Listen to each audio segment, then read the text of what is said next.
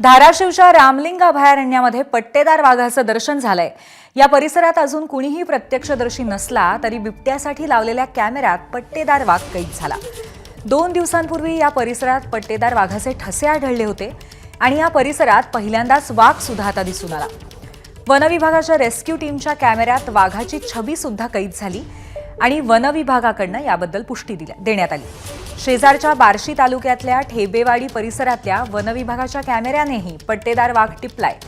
रामलिंग आणि ढेबेवाडी परिसरातील कॅमेऱ्यात वाघ दिसल्यानंतर वन विभागाने तब्बल 25 ठिकाणी आता सर्च कॅमेरे बसवलेत। तसंच स्थल ड्रोनच्या सहाय्याने सर्च ऑपरेशन सुद्धा राबवण्यात येत आहे।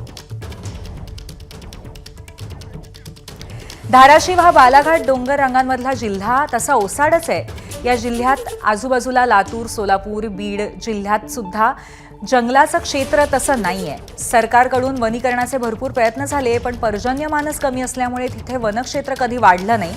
पण अशा पार्श्वभूमीवरती धाराशिव जिल्ह्यातल्या रामलिंगच्या अभयारण्यात वाघ आलाच कसा असा प्रश्न सर्वांनाच पडतोय।